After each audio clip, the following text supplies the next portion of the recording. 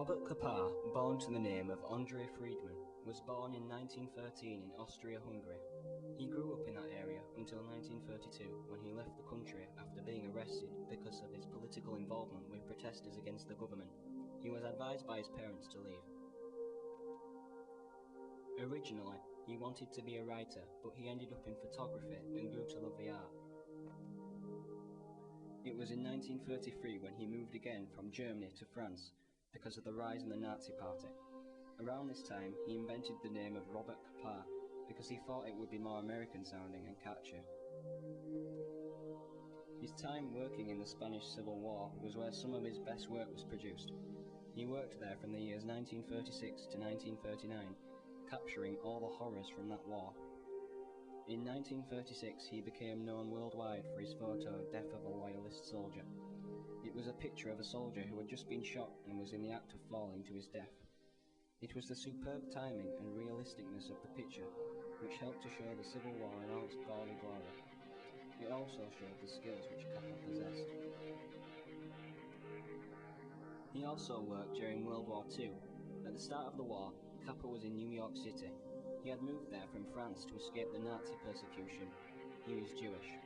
When he found work in New York, he was asked to go on many assignments, some of which included him to go to Europe to photograph some of the war.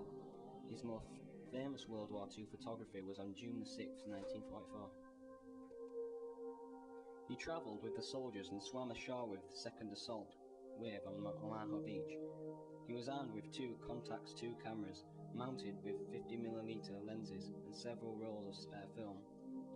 Capa took 106 pictures in the first couple of hours of the invasion. However, a staff member at Life magazine in London made a mistake in the darkroom.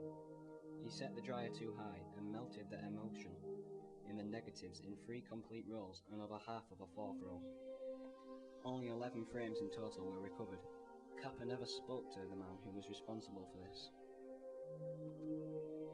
In 1947, Capa founded Magnum Photos with Henry Cartier-Bresson, William Vandiver, David Seymour and George Roger. In 1951, he became the president of Magnum Photos.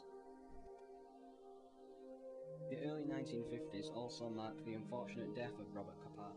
It was during the First Indochina War that Capa was asked to go over to Japan for an exhibition associated with Magnum Photos. While there, Life magazine asked him to go on an assignment to Southeast Asia, where the French had been fighting for 8 years in the Indochina War. Capa accepted this invitation and accompanied the other 2 journalists working for Life magazine. They were travelling in a jeep and passing through a dangerous area under fire when Capa decided to leave his jeep and go up the road to get some early pictures. Roughly 5 minutes later, the 2 journalists travelling with him heard a loud explosion. Capa had stepped on a landmine.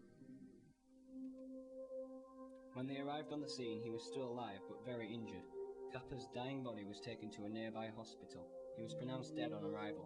He had died as a loyal photographer with his camera in his hand. I personally think that his photograph Death of a Loyalist Soldier is the best work he's produced. It captures death and the realness of war in one snapshot.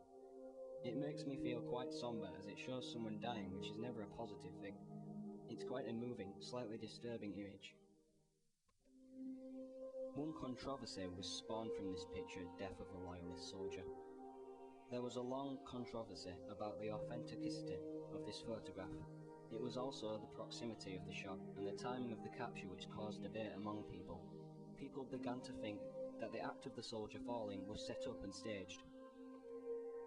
I personally feel that this was not a setup and that the controversy was an unnecessary thing. I believe that Robert Capa was simply in the right place at the right time.